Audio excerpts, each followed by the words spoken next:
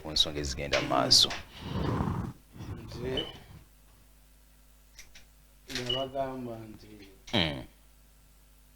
bamafiya President Museveni tabasobola. President Museveni waba tasobola bamafiya nagenda okubasobola.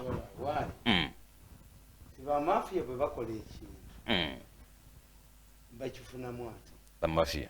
Yes, nti tukiyita eddaabo egidisuudi kagani sikola museveni naye mafiya akola ekintu funamu mafiya kubanga zaba abasajja abo mbawulya ebiboogera oyina omukisa oyina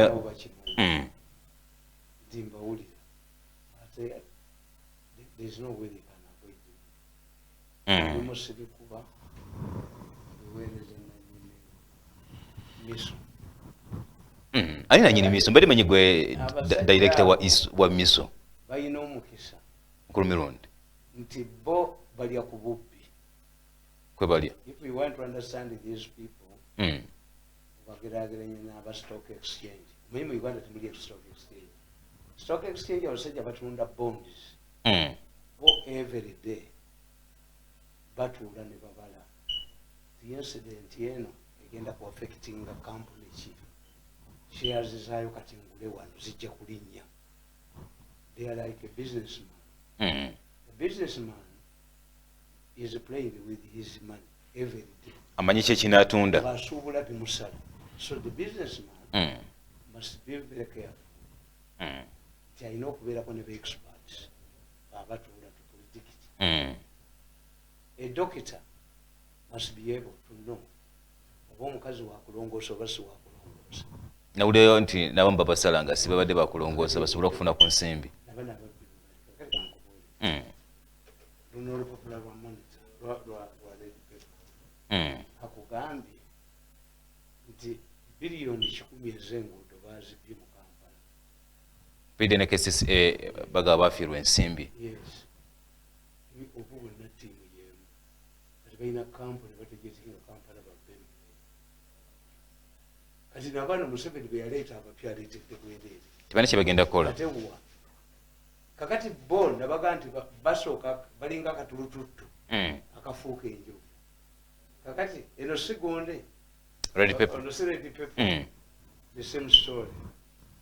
Kakati tunulya monitor ono apana bibejesi baabwe kubumulaba kuba mafia Red Pepper wa leero ngenda kuzomezi 3 somoloza nti alina amagezi awa ideas bamuyita mugezi kakati stories zikwataganirawo oye agambye ate mu nakugambye atya nakugambye we can build 100 kilometers of road in Greater Kampala every year for the next 10 years.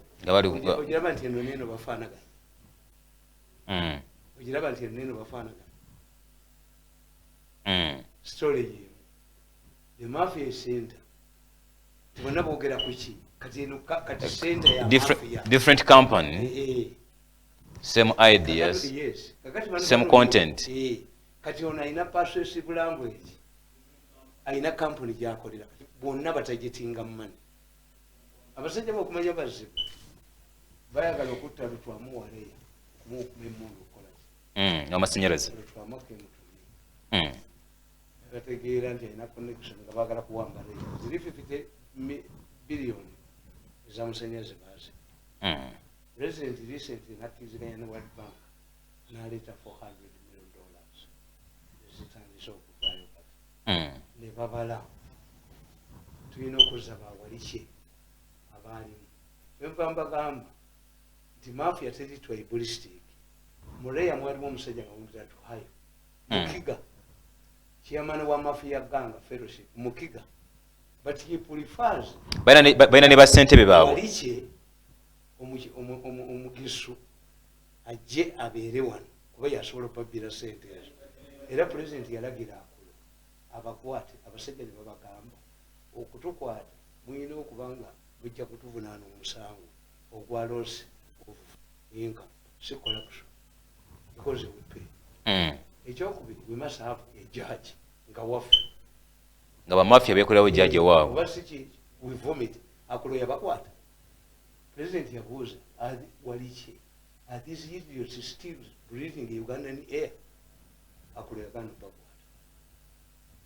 sikaza naga nti nibamuga jawabu nibamuga tatibo jawabu ndakubiri baba musi mafia joita mafia eri organized bweto kutoka nga baina ne basente baba batwala they sit every day bakubaganya birowoozo bali kusebe ate bewunyeze ebyuma byange binda kakasayija kati ate kundi bamukwese bali kukuba minisa okwata sente zino tujjako kandi bagamba tulina okufuna mwenda atuwandikireyo article ate eziwaana ono gwe baali bakubye kuba yenkola yaabwe bwe bamala okukujooga ne babbawo sente ate bakuyita kati ebyuma biraga matya Kathayija olwaba akolaki ebyuma byo kati sente zino $400 million balina okuzibbako nti bazitwale mu umeme zino zemulaba umeme amasanyalaze gavuddeko kiki obo bonna bukodyo nti mumukaabe era kati nalabye abeekalakaasa ekasubi beekalakaasiza olw'amasanyalaze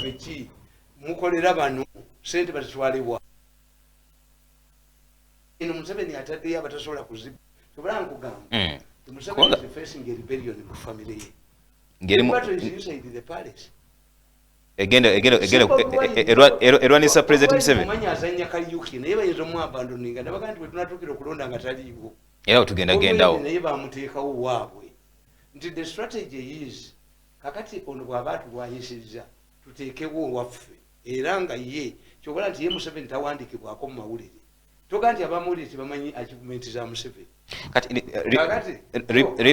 nekakuba mu radio zazze mugende muliti akatabo kange abalira okukinduka radio zijja zitya radio ezazze akati radio ezazze nga amasomero alira okukinduka tekazikozesezza kuba radio za mirundi ebiri waliwo radio ezaleetebwa nti abaana basomereko ne TV President Museveni yakyogerako bayi Uganda bamulamuza factory etaliyo byode Uganda kati ono minisa wa UTL Anita alwanyi nabo era bamuleetedde mutabani wa Francis Ayuma amukube Minister Anite bagala kumujjawo ejja kudda eyi mafia Anite mafia inalisi yayo gyefulumiza ono mukyali agamba nti you have the maje the support of the maje ayinza obutadda ejja kudda mafia wetuuse listi ya butaliiko ne majezi ne baga nti ku listi ya butaliiko era tagenda kudda yaleta ekyemyaka weerabira iyo fuma gezi yabadde 75 ya cup na yesa mu 2017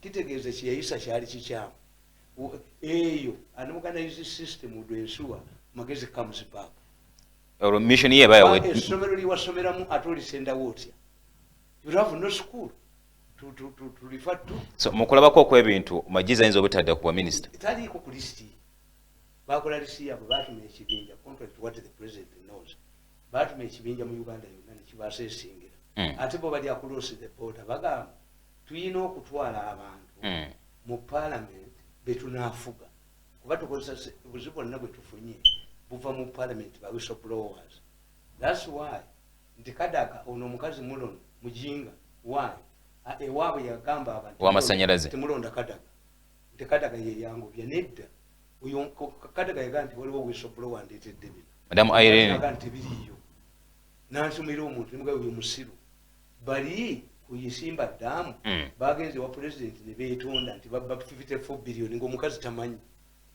Madam Kadaga yasimbale nakakongo ku nsonga y'ensimbi ezabibwa. I've talked to the president, but the president does not believe in what Kadaga says. Museveni does not believe in what Kadaga said. Nga bali bokola nabo bagenze de win bafukamira nti twabye 54 billion. Tusonyiwe. Kakati yali akolera ni mulo. Nono kitutu ne bamukwata. Nabaga kitutu president yamuga nti sente zangu yakala kuzipa zibbe kola. Nga president yagamba. Kati president yamalo kubira kitutu esimu. Ate abafere ababbi ne batubula mweme ni pasha kusande.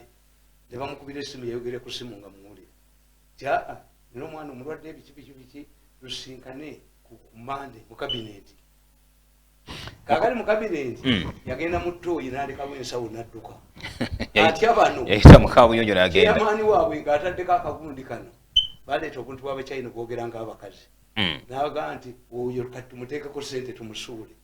Kati kitutu akolera nti obalanze nabagamba nti nze okukola mu gavumenti ya Museveni nga minisita nkola mu kabi ka State Council azze okupama tuyambe tuloonawo mpozi kati wali toilet paper naye kakati kwetebereza tigitutu ali mu fix bano baboggola nono baboggola nembaga nti president bwamala okutegeera yatuma ekibinja nekinyenya emiti gy'amasannyalaze ne wayali n'ategeera nga emiti gyali kuyega emikyamu ajali gisimbiddwa kampuni zonna ez'abachina ezebabadde babbiramu n'abagamba mu internal affairs omunene n'akuba essimu mu internal affairs akubira minisita ebya Museveni tebiriiyo tobajjako pamiti kati eyo ngikolera mu akati gavumenti angikolera mukulu mirundi ng'oli awakanya ekiragiro kya president ate beekwesa nti kakati asikano abalina okukinduka kaliko essajja eddene erifuuyise eswaga kakati gundi kati abo abachina babaddusa wano ne bagenda naye owayalinga otya ojjawa makanika ateeka ebyuma ebifu mu mmotoka ye makanika ateeka ebifu we ayagala Museveni anoonya akalulu okwata otya n'ekintu ekipopularizinga Museveni amasannyalaze aye kati awo nange kineewuliza bano president Museveni bw'amala okubamanya ebyo byali badde mu mawulire muno gano amawulire gaabwe timulusite kanso bayagala okujja mu kitaka olinga bagamba nti be batwala oleeta otya basi ate ojjeko abatakisi ebirimu nga mugenda mu kalulu bano bakuba ye. That's why I'm telling you Museveni is not fighting the opposition. Museveni is fighting a rebellion inside his house. A rebellion anatuka okugimanya ne bati mu mazeewo ate abakubye kyobula baddukira mu babubweni bakola ki ebyo byaliwo bonna mafia kasiteefuuka akazu etta mukama waayo kubanga bo kakati bwe bino byonna nze muyamba kyobula nti nze siri mu bo I'm not controlling by anybody. Ne mugamba sekeekano kali kaliko ekisajja ekifuuyise eswaga bagenda kaleti kakati ekibuga mu mwakitabula Kampala teri political party mu nsi yonna ebeera popular mu capital city because mu capital city this is when the government is effective. Even government gundi ez'amaanyi ennyo teziwangula mu kibuga. NRM strongest hold yayo eri mu Kampala. NRM is popular in the city. Naye ati mpira bagamba ne mu byalo gyeri andi okubuulira ntuga nti the uniqueness of NRM is that NRM kiki kireetedde okuba ng'eri mu kibuga naye bano bagikubye nti look bwe tugenda okulonda badde organize groups butoda baje kuba naleeta baasi ze ne bagenda mu bwino batunda ettaka ne bagenda mu paaka oyo omwana gwe yaleeta mu Kampala nga minisita Museveni yali mwebajjagala abantu aba ani nani abantu bana abakubye gavumenti ye bonna tebaawo bana ba munju be bagenda okusobola ekintu kyabwe. How can you undermine groups, friendly groups? Tibutoda tujikubye tujijjewo tuleese bus. You have scattered them. Even recently namugwanya abadde agoba gundi ba boda mu kibuga musigale mwezi abana era kibadde kikibuzo kyaffe namugwanya ngamba ti ababoda balina omukka omululu gwabafuwa mu kibuga kuba obubina bwabwe buliko omuzindaalo kati bwe bataavaamu abakalwala kansa bameka namugwanya namugwanya namuwandiikako nti alinga agasajja gano agasiyazi gabuuza mbooza aladde omusajja musiyazi yabuuza musajja munne Kampala a victim of foolish spirit syndrome. Because the fool is somebody who does the same thing again and again, expecting different results. Never did you get any back. Buga mwache yono badde manyi nti okukwata boda ziri mu lukaaga je 2011 besi yatuwanguza n'obululu 14 mubina mu 2016 ng'ekibuga bamaze okyonoona besi yatuwanguza n'obululu 17 ng'ekibuga kyononese Museveni recently n'akwata Nakyobe said nga gye batwala gye bazibba bagenda mu wino ne babaga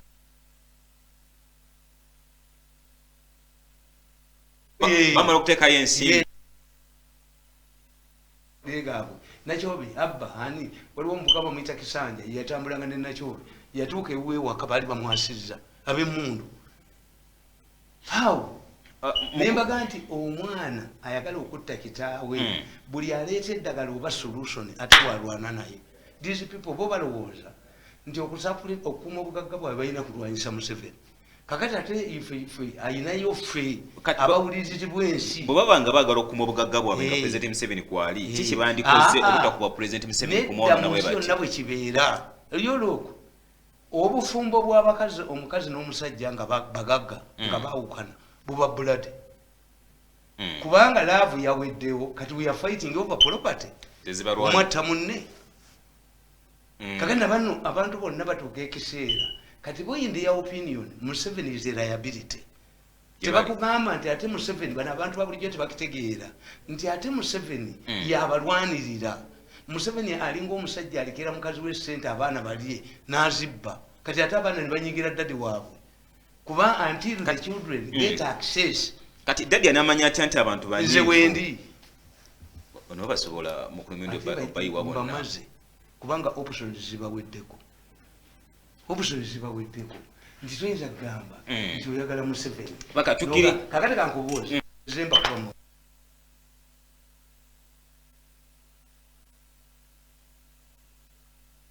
COVID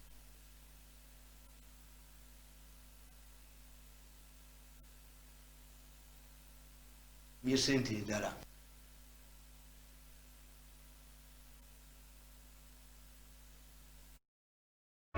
laba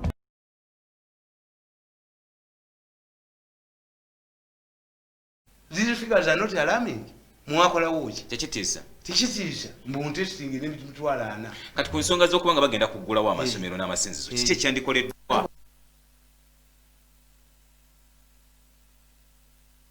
ziri ezitajja sente zaazo wuliriza weesuulira amazima mu puroguramu omukulembeze w'enkya n'ettamala emironde wanooka ku ABS TV ekuumuza ebirowoozo oli lwakuna okuva ssaawa 3 ez'okumakya mpaka ssaawa 5 mutukuttanyiza ku nsonga ez'enjawulo ezigenda mu maaso munda mu ggwanga latti Uganda nange Simaganda Farukesas muzzukulu wa Katongole kana akasajja nako kalwana ntalo zaako kyobula zikakuba naye kaddidde ekikodo ky'embizi ne kakisuula mu lusaniya lw'abahaji balina kutema balina pirawo omulekawo Bobi Wine tayinza keekuulamu kamukuba naye kalina entalo zaako nze kyenkaagalako nange batubbye ekimala kasita olabanga oli musajja mulwadde ng'olina abakazi bangi ngaffe kasita bonna obalaba mu ddwaliro obuuza abagenda ekisubi oli ali mu muti onali wano bagagguwa gwe namwanduki gwe tutaalabako nga bali mulwadde anti kitatta bano be bamusiba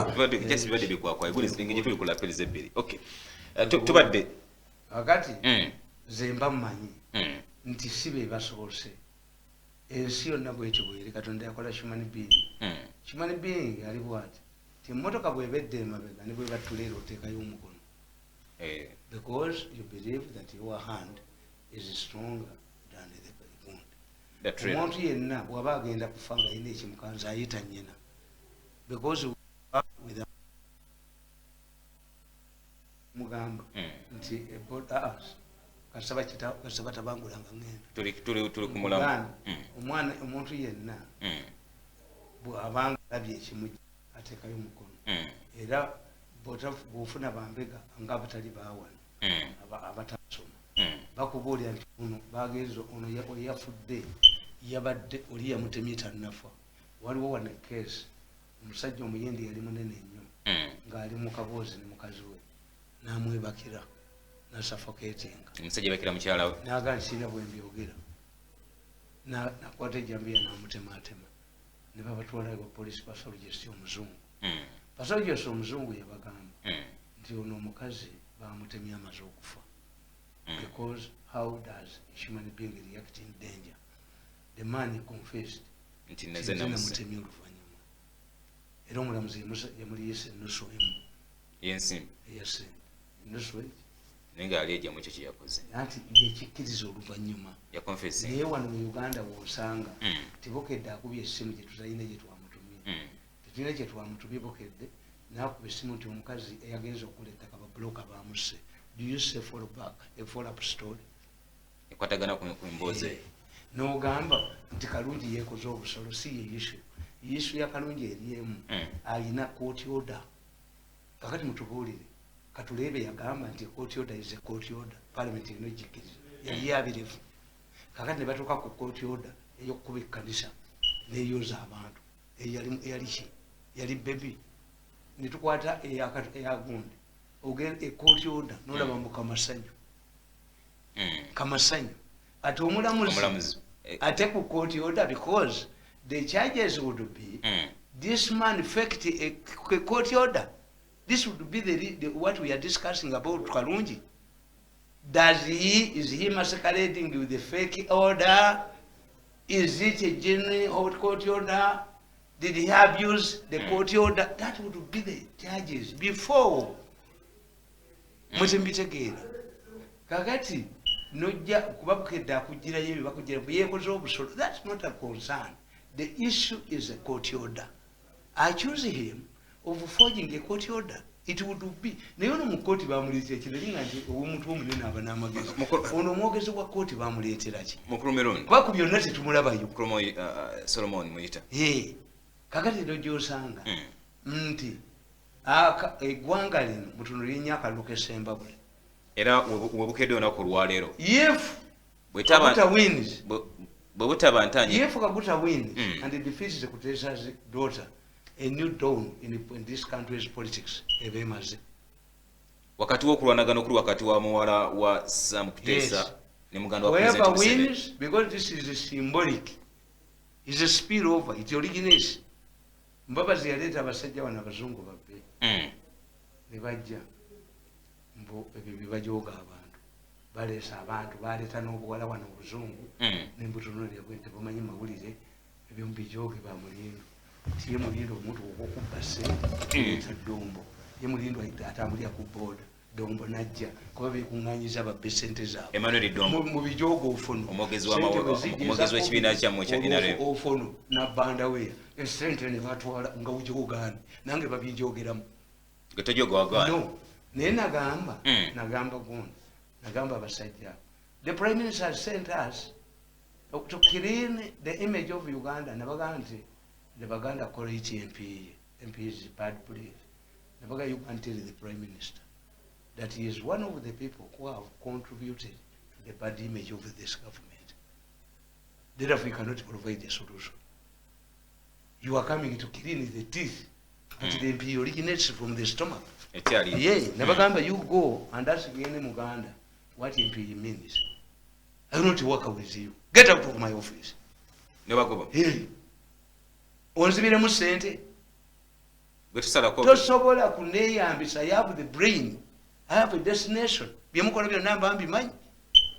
Nti kakati kankubuuze. Bw'oba oli mu ttiimu ya mupiira nga season ewedde. Oyinza okugula omukubi w'enduulu. Wali olabeko nti abakubi b'enduulu babagula. Ogula muzannyi yakulemesezza. Kati njagala ombuulire. Be bagula ewa Bobi Wine bateebi badifenda basikowalazi baani oba bakubi banduulu. And how does it affect? Not that this is trick to eat their money. Ebigenda maaso okuwanga. Bwe tulaba abayimbi, bwe tulaba promoter, bwe tulaba comedian. What you don't know. Bwe kibanga olwaleero nga NRM bamugamba nti abayimbi bali bubi luli bababbiramu 10 billion. Kakagombya ne kadduka n'olutwe lwako ono Bobi ekyo kigundi kiraga ddi bajja kifumisa bikwaso wano bo beekweka kibatwala kati kina gye kigenda okubba billion 5. Kano kakibuuka kali kagala kutunda National Theatre. Tulaba ne mukwano gw'Obajjo kati bamanyi. Do you know that I don't know these people? Do I know Bajjo? Where do I associate? Ebigambo byeboogera kati eri munywanyi waabwe yali Bobi Wine olwaleero. Kiina kye kyongera ku NRM. Bobi Wine is a creation of the mafias. Bobi Wine. Kakati balaga Museveni nti waliwo kye bakola. Nkugambye nti bwe batimu ya mupiira mugula mu wowogganya. Lwaki bakola bino? Wano ku mulembe gw'Amini bw'obote waliwo Maama Kerere. Ngoye ati yali akola. Everywhere UPC. UPC. Everybody UPC. Bw'oba ogenze ku mawulire abasiraamu baganda bange babundize mpa mu family y'abasiraamu. Naye mubeeramu omuntu ngo seeka abuulira. Ne mubeeramu asimula abantu. Allahu Akbar. Takbir. Allahu Akbar. Kati oyo akola ki? Ayina amagezi mu mutwe. Omuyita mwazinyi. aina qualification mulaba Premier League bano trick yakuba mu 7 something is being done nabaga nti Bobi Wine is a creation of the mafia gang. Babe is a follow back position to these people. Ebikolebwa bana abantu. Let us bring nabaga nti Bobi Wine wanaatuukira bwe tunatuukira okulonda nga baluni bagitendeka akakunzikozi kubanga Museveni baba mafia nona ajja mukubiramu kino ekikolebwa kati onako lwaleero kutaba promoter abayimbi ne bannakatemba nga bavaayo ate tebalina bwe bafuna uyayina ki abantu bagenda kuba abantu balinamu obwesige abantu bayinza bateekamu obwesige olowooza kwe kusose defections ezisoose mu mwala bakonna badde mbuuli abaana bange ekiro ne bazzukulu bange nembaga apo temuli ate anakyuka emirundi emeka can you become again twice do they have kubaka tuyina social media bayina kuki who listens to them boka bamulye eyo nayo formula ejja kuggwa tolaba nga kitta trend y'ebyobufuzi ate kitta ki uyu yani is he member of parliament in 1980 we had 11 MPs from Busoga the 10 close to UPC remained Chesimira before 5 years these were dead bakazungu bali Kiswahili bali Busoga was killed that's why Kadaga imagined how did Kadaga imagine the politicians of Busoga close to UPC and within 4 years UPC was no more walabaka gwo omukolo gwa Professor Sebufu yali gundi ngavuga ka Ford mwavu muyitirivu Paulo Mwanga namuyingiza UPC endulu yali emukono wali ukolinizi nensi isira je obote je atulamu yamala webbanga bantu bebaje kubanga obote agenze where is Professor Sebufu ataliyo ne yaje makerere this one Fred Twilight tali nyanga ko one mukulumirundi banebe office we have seen ate bali yo obote yagulanga liyo cream teyagulanga bakubi bandulu mu kisamba banebe office bati balabanga abantu abomuzinze byobufuzi nabyabufuzi bajja mu nabyabufuzi do you think there's a politician of substance? I don't know. But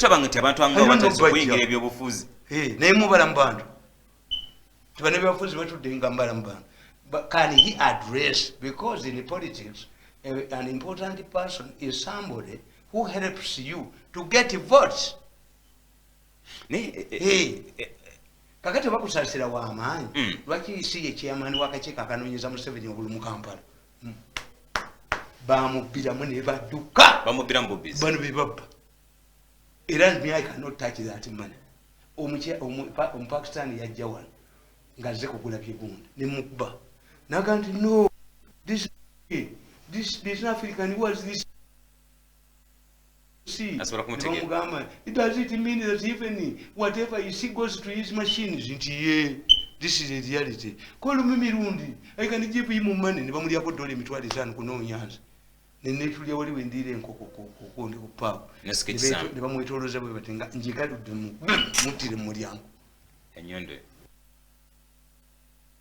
fetubaddewo I've seen your bote I've seen you and I've written kati akatabo kange akasinga obukulu nakakusomera mu luli kakati bwetwa ebintu nga bino twewuunya ati weewuunya ki this is a trick played on Museveni that Bobi Wine is losing who are they kubanga bwetwa bantu omuntu bamuguze billion 5 omuntu bamuguze obukadde 3 amalwaliro temuli muddaga when Rupia Banda wanted to strengthen the Democratic Party he removed the real substance yajja ababaka ba DP n'abagula n'abatwali wa Bobi Wine that is gundi yagula ababaka musubi million 2 mu kalulu kali n'abakumyawo mu DP strengthening the Democratic Party kati balwana ne Mao ekisinga okuluma Mao was used and dumped kakati ndabamanya ne bakola gundi namboze ajja kube Mao amujjewo Mao nga listabuli abamanyi kubana ne ba Mao ne baba bakozesa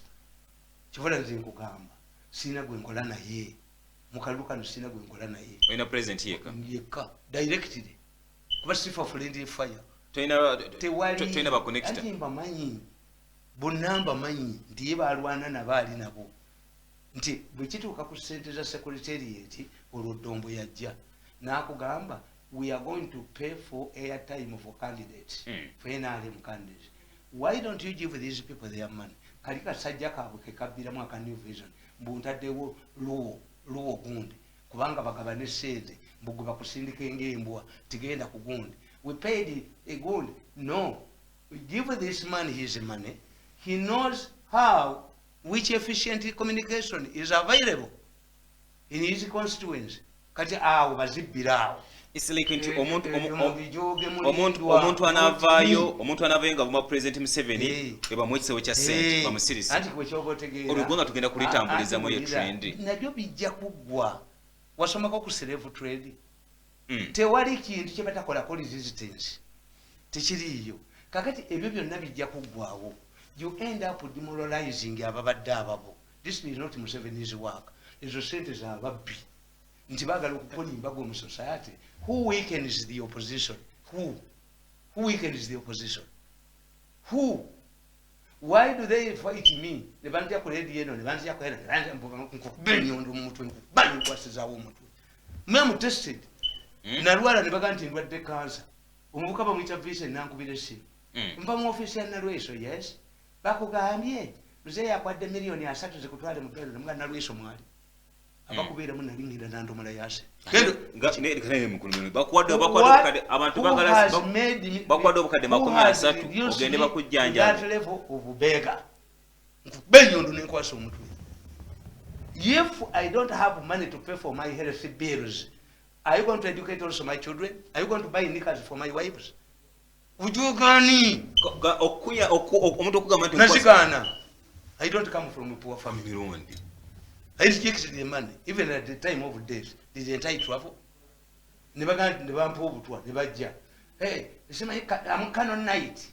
I can help you. Namga jangu. But Muserikali Mugun. Navani Kuchitanda Muhaso Mutwe. Hey. Why do you come to dance on my grave? When Nagana sent Ezabo canon night, Nadamu Nampit. I'm canon night. I want you to Mbuya. Muzei has a Muga Muzei Batu Matulimu, Sekumanyi Mukazigwe. A chocobi, or Kubi Ongami Kusang in Buya Mubarak. Mubarak Stebako de Mulav. Sijakuj. Oh, what PPS? Not Mumuti PPS in Mori. Bamufuru say wow. The woman was Mubuza. Of all of the time she was there, as she ever rang me. Uruno Musibianku de Kuva. Mitiana. Nze ngenda kwesiba ko kadi ena alimo kubanga waliwo omuntu anampadde sibiri muganga ngenda kumalalu ganyo kotika kose. Why do you believe us? Abo bimujoga balala. Tebambala musuti gaffe. Tebayina sente. You cannot use me. No, mukulu minondi. Waliwo omuntu abayetaaga obuyambi okuva genda mu mirundi media consultant. Nti mutabani we bamutani wange bamuyise bamugambe tukuwa milioni 5 tukutwala kwa sale namugamba gwe ngukubesasi wanulolidde. Family yaffe tuchita horse trading. Are we horses? Are we cows to be traded in? Kati bana bazitwala bana bazifuna. Basiru bayina future azibawe ya tamanyi. Do they have a future? Do they influence elections? Wacha bamalira kensi ngeti bayina future. Sekuzi weddagala ayinza okugaza sabu. Okuja kukatabula mu bifu. Omusekuzi weddagala tatta sabu. Tayina X-ray. Maskini. Tayina X-ray. That's why I tell you, if Museveni did not bribe Bidandi Sali, if Museveni did not bribe Kategaya, if Museveni did not bribe Besigye, these are powerful people. Mugisa muntu. Abo be medical doctors. Naye omusibi w'ebiwundu. Ono owoku reception asule somero. That's why muje mutamanyi nti omusomesa asomesa mu ssomero alisuula kubanga ba managers ali mu business bwe baddukawo bagali bw'okyatala ono omwana wo tiye kuba balina amasimu gonna ffe twadduseeyo oyo asuula essomero kati njagala ombuli ku be bawa ssente what is the impact so far. Ekyo kyekiruma omuntu wa wansi nga nze nti esente zanibadde zigenda mu services eziyamba abantu abangi bazimalira ku muntu omu. Ekiwende ekiyigaba abayaayi kijja bamunoonye nga talina na nusu n'emwadduke. Nti muntu bamuwadde biliyoni 5. You're wasting my time. Ne babawa 10 kankubuulire gwe tozikaabiranga. Lwaki mukulu ngende sizikaabiranga? Nagambye mukazi wajo kisinga buli sente gye bampa njinywa bunywi. Never take it until you save. ababbi abembadi abazinzizi bazizi abembadi obamanyi abakwata akabadi abana ababbi. Can the woman cry for this money? Because even if the Mbadia people did not take it, she would not receive it.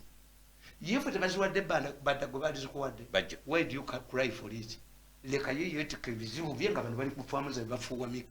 Society singa in reality ngabo bayina kyebakola n'oyiwa ekintu ky'abantu baali muse didi olowooza nti bano ordinary people Museveni lwaki abagamba abeerosi.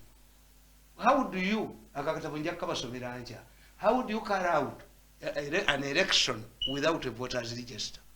Kyekiyombya kati abantu kyesibakubya abavubuka kati bano baali bakimanyi ti Museveni era tujja mutuusa ku endi nga bwe nkugamba nti Museveni should prepare for a full blast campaign. Kino nga bwolaba nti Kadaga bamuwadde interview mu Monitor lwaki tebasobola kuwa Namugwanya Namuganza lwaki tebasobola kuwa Tana. Why? Tana angamba Tango Doi nti obululu obwa delegates mwabye. The votes are more than the delegates. Mu Eastern. Tango Doi n'omuntu wegwe.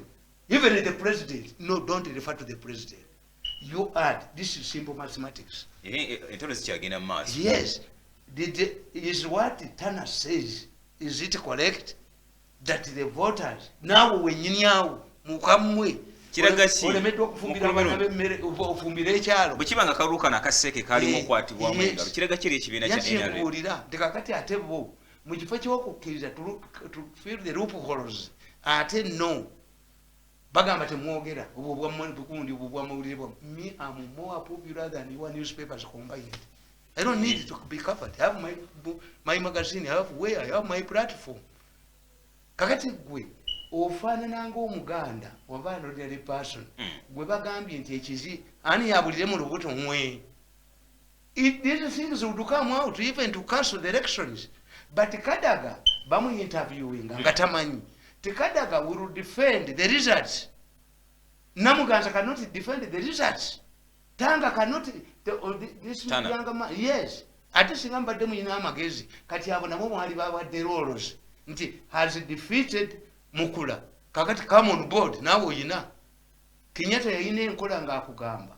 Kenyatta ku independence. You defeat a minister, you become a minister. Oba wa mugaso.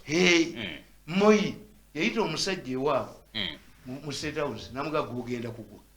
Nga Moi yamugamba. Yes. Luchi yali akimugamba. Naye mbadde nkyakwagala ugenda kugwa wamu. Moi n'amukwatira 5 million Kenyan shillings n'azimuwa. The man was excited. Yagenda mu TD Dobby nga Spear Motors n'agula Benz. Bagenda okubala nga sente enfu. Zamuwadde. I brought this money from State House. Ne bakubira Moi esimu. Moi naga yes, it is a fake money. I did it deliberately. I told that fool that he was going to lose election. Take this money. Omanyi gwe Kenya ensennene sente we zifeke money waviira mu kitundu ekimu adde mu bank system. Omanyi nti abakubi ba sente wandi sente enfu bagenda kugula nte mu butale. Because they know the cattle keepers will go and hide their money, stash their money behind their pillows. Sente okujja mu circulation mu bank system we bagitegeerera kino kikwangala.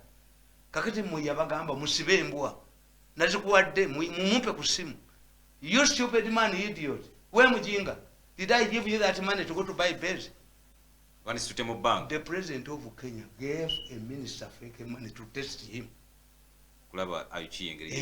Kubanga ayinza okubanga ye yali amaze okumanya nti after all ngenda kugwa. Golowooza nti abakazi abatanyirira tebamanyi bizigo birungi gye biri. Aba yabigezaako dda. You know it yourself. Tikinkolera. Kakati bagenda ne bakwata bana abajozi. Why should Rogers Mulindwa be very useful at a time of scarcity? Yali gaggawalako ndombo yoleeta omutwe gwe ddombo. You cannot humiliate me to that level. Kyogamba mukulu Rogers Mulindwa aba muyisizaamu amaanyi. Talina na mmotoka atambulira ku boda. Weetagisiza Emmanuel Dombo yako.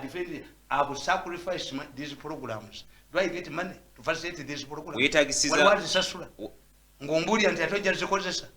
To go to Dombo to arrange mu Benyondo ne mwasizaawo omutwe. I'm not under Dombo. I'm not under anybody. As far as media management is concerned, I'm only next to the president. So Musajja yawandika to His Excellency the President ngamba to His Excellency through the Minister of the President Nswere Mpunu I wait another government kati okuba okubika simu si omusajja omusiraamu ng'agenda kusaala n'asanga omutamiivu mu mmotoka n'agiremeramu agenda kuwunyisa ejjubayo omuvira buvizi December and wait another one. I'm young, I can wait another government. Do you expect any other government? Nga sijogeddwa mubajoge busiriimu era nabo bakimanyi nti that man tumuyita tajja kujja. I can only work when the president is aware. I don't need your newspaper coverage. Is the president aware? Nti yantumye nagenzeeyo yaŋŋamba nti njagala obutabo yamba in writing I want obutabo obwo bwonna obukadde bubuno bwakola mu kinaana kano kalunyankole have rule. The only thing I have added on is the Rukunjo version. Yabukutuma abagala madare ademu abuyitemu mbwagala yo this natural nawandika nejiwa mukulu mirundi so me sisobola kukola mbaga nga Kawasa tamanyi nkolera Kawasa goyinza okuba kimuva muganda nakoze ku mbaga kulumbe tebande you are doing what was paid for kyaro yowado kisasula Kawasa tajja kwebaza kuba tumumanyi kati nze mmanyi Kawasa I'm monitored by Kawasa. Sijja kwasa nkunga waliwo omulala gwe bawadde ssente kati nabawandikira ne mbagamba nti kamoga yavuddeyo kaweesa mufu I knew kwanza nabategeera amagezi gaabwe. Kamoga was acquitted. Kamoga was never charged with murder. Kamoga was not ever convicted on murder charges. Kamoga was convicted on terrorism. And there is no international definition of terrorism. Kine kyokwatibwa kwa Kamoga n'okumonda kiraga kirekwa kifaananyi kye kineki kisiiga ye president teyamanyirawo whoever was fighting Kamoga didn't know. Kamoga baali bamugamba nti atta abasiraamu. Why wasn't he charged with murder? Why was he charged with terrorism? Yali ateka bomu abalamuzi kati abalamuzi abaako omu ku balamuzi abakwitinga ye chief justice wammwe tumukubireko mu ngalo nabagamba teri mu nsi esangibwamu omulamuzi ne bamuwa chief justice nga talina Solomonic judgment. Tulina ebigambo bibiri mu politics. Solomonic twakijja mu Suleiman, Mosaic twakijja mu Musa. Mosaic image, Solomonic judgment. Kati we're talking about Kamoga was acquitted long time ago. Ne bagamba nti bate aba terrorism. Kamoga was acquitted on terrorism. And you said the man has gone out. Why? Mwamukwata mumuwayiriza nti yatta abasiraamu. Was he charged with the murdering any Muslim? Ne bamuteeka mu scientifically, ne bamuteeka ku terrorism. Golowoze ogwana gomala kulidwa telling me an international recognition of terrorism charges. Bino byali byakulya byakusaba abantu kiwani yatashe kiriya yatashe bahiga tibyaliyo was acquitted long time ago. Kiraga kiga era omulamuzi omukuba mukuyitinga yoyo chief justice wa murumu awadde acquitted long time ago. Hey, Kamoga yatta abasiraamu was he charged with the murder? Kachiba kiraga kibasegeza nti abasemba babene subi kubana abasemba bakyasigaddeyo kuteeka nkubulidde tebamukyajinga na murder. He was arrested at the time when Muslims were being killed. olw'obutakkanya bwe baalina ng'abantu n'abantu ndisira butakkanya bwe tuba tusoma terrorism batugamba tiwootegerera nti waliwo Al-Qaeda cell mu ggwanga lyo mubeeramu emizikiti emipya eginyirira mubeeramu bamasheeka abato abanyirira ng'omanya Al-Qaeda ekuyingidde. Kati abantu bawano Al-Qaeda tiyinza butabatta. Why? Bamanyira okuula. A non-state actor tezanyirwako. Teyina international rules. Teyina embassy. Befuga bokka. Bakutta busi. Gwe lya sente za Al-Qaeda bakwase. Lya sente za Museveni ye mulokole. Lya za Besigye akwase. Kuba zize ne Besigye takwasa lwaki. Ne Bobi Wine takwasa lwaki. Sizize. Gwe lya ku sente yange ogirya obbe emmotoka yange nkuyingiza kabuli mu nnaku 3. Otayingiramu nga nkuwe milioni 10. Kuba zange this is my money. Zisijangako waffe nkukolera obbe emmotoka yange. Gwe agamanya agenda kwesa tuziba lotya obuyinza obujja obugamba nti atayina ategenda kukozesa mundu ate kakati ffe bali bayita abajulizi bagusala bidandi nabaga nerinya bidandi temulimanyi baga nti ogwagusaze bidandi okusala omusanga ebidandi kitegeeza tebayise ludda na lumu yoli agusala bidandi ndekuye enyambo nyenya afaati asawa mmeka nga kawedde ogende w'omuntu n'omuwulira n'otya n'okutya owaye ate gwe kasajja kano kamwanyizaako tekalina nanga tende jajja ekikuleese kiki anti afudde nga bwe wagamba accident oba masasi jajja yafudde accident addemu teekawo esente zange bwati teekawo ekigali tekalyanga ku nnyama tekalyanga ku bbango buli lwolaba omusawo omuganda avuga emmotoka akola kye yeeyagala amasuuti talina ddogo n'eri eddogo ligula 3,000 nti ngende nasanga ekisajja ku CPS nekiga nti emmotoka yange bagibbye omunaala nebyensiba emiliyoni yange bikuta omusajja bimuga emmotoka ya muzeeyi eriruddawo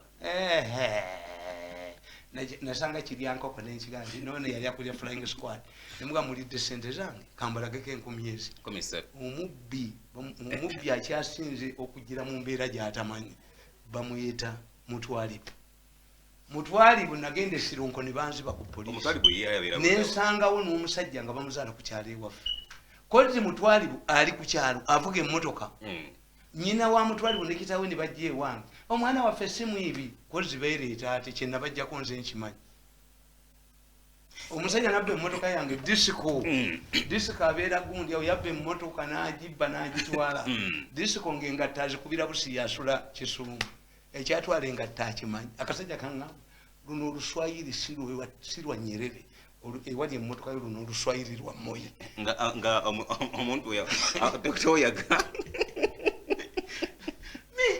do I have money for you ebyomwe bimulimu ebyobusiroad goteza okusanisa 13 anti nze sibikola kuba mbitya waliwo ekinigeria mutibula Nigeria baali bayina eneyagala okufaananga ese mukatiro kubiraga wano kakati nga bakutuma nnyoko bakutumaani ofune sente kakati omuwala atwalira kitaawo omulenzi namubuuza gwe kitaawo gyali nti yafa nnyoko gyali nti yafa get out of my house kati omuwala teyategeera kitaawo kyeyagobera musajja yategeera nti eyo family eri mu memba wa fellowship ne muwala wange ayinza omuwaayo ekibuuzo ekyali fundamento kyali kimu maama we gyali is dead. Is your mother there? Is dead. Get out of my house. Kati yogo omuntu agamba tayagala ono omuwala we afumbire omusajja ofani. No.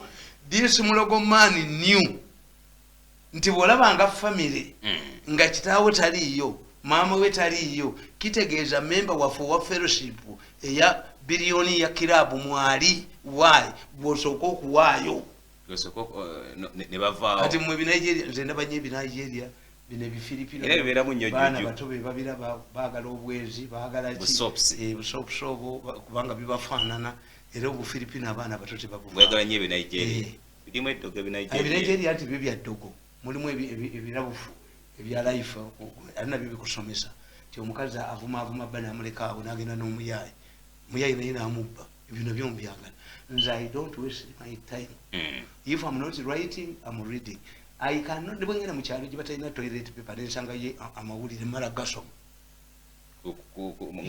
gagali mutoyi oyinza okukisanga mugundi kati muwino osangayo files empitirivu enye eza gavumenti ye yazibba tamanyi kakati mukatabo kange kano sokoleke nakuwandikira nenkugamba my argument eriemu nti all what you are saying is a battle between Museveni and the mafias. Bobby Wine is you can be a victim of Bamawab. Till the mafias believe, why don't we create somebody we shall control? Why don't we take MPs to parliament we shall control? Let them have it. Opposition is like a business. Being an opposition, it's a business. Follow back. These are not politicians. This is not an opposition. Tichiriyo. Era nze benjogereramu president yampasa enimenti ogenda okwogera mu bantu abo bakata balina ali mubaki mbagamba kano ke kalulu kafe akasinza okubeera simple kano anti twevuganya ffekka tewali opposition otyanga nnyo omuntu agenda okwogerako byotasobola kudefendinga. Has Bobi Wine talked about COVID money? Has Bobi Wine or any opposition leader, have they talked about the resumption of schools? No, sikusibibwa. Bali babaleeta butabyogerako are more dangerous to the mafias than those people. Teri politician yatasobola kwogera ebyo. Goyinza kutwala mujjawo. Era mubotambula ne mukazi wo n'alaba mujjawo. Laba embwa yiyo malaya yiyo. Ate embwa neveeno. No musajja n'ava ow'embwa. Anaawe n'akuddako. Nobody can recognize the beauty of a co-wife. I can detect a genuine opposition leader. Opposition abalidazi bafi bandibadde bavaayo n'ebigambo by'omukulu ku nsonga za COVID. You are coming to Kampala. Basirise busirisi. These MPs, these people who are fighting to take over Kampala, where were they when Musi was destroying the city? Mujabuzi, you've seen the people Basiru. Abamu batyaya naddala bwebala babandabe nga bakwatiddwa ngeri gye bakulamuzaako ne bagamba akatusirike. Nabaga nti Sekitto ye musajja eyakwata emmundu n'agenda e Buseruka n'alwana. Bamukwatira Buseruka. Sekitto came out of Luzira prison on an amnesty. N'ayingira mu kasiita ye wa DP n'ono wa DP. Kati sigo baleetedde mu kibuga eyakazanga ekibuga. When Sekitto left, President Museveni yakwata million 3 n'aziwa banka ya kasiita. N'akwata ekyuma n'akiba. Did they appreciate him? Ne bageranga Uhuru Kenyatta ajja wano nga mwina mwalo gwe Mombasa gwamu. This is the time when Sekitto incited the people to close Kampala. To embarrass Museveni. Nimbaga Sekitto si wamu. Sekitto abali beneficiaries be bamuwa sente. Bawa sente Sekitto n'aseginga strike ne bajjayo billion 5. But we had to release this money to cool down the strike. Sekitto gyakoze. Sekitto bali bamukubira ku kaboozi ng'akunga aba police bakubaba tembe. Is the Sekitto who is coming now? In 1980 wali akalulu in Nigeria. Nga waliko omusajja omuyita Chief Awolowo. Chief Awolowo yalinga Sekitto and others, you see, the scavengers. Awolowo mu 69 abayibo bwe baagala okwekutulako. Gundi Awolowo yagamba Obasanjo nti abo bangu nnyo mubateekeko gundi muba sealing off nga tebafuna mmere ya Nigeria. They don't want Nigeria. Do they want Nigerian food? The Biafras died starvation because they could not access Nigerian food. In 1980, Chief Awolowo batandika political party agenda mu Iboland okufuna y'obululu. Do you know what they told him? Awolowo, you must be a honest man, one old man. The people who would vote you died during starvation because you advised the Nigerian government, you advised Obasanjo. Omusajja nga Sekitto ne Kayondo abatikomezza ekibuga ne bamala babakunga ne muggala w'amaduuka gammwe enkya ne badde bali Kayondo n'azira amazina ga DP kakati the Sekitto coming. Mbadde manyi bakikola mu mutima mulungi. No. President yatuula nabo, I remember very well, nga Amelia baga President Museveni told Amelia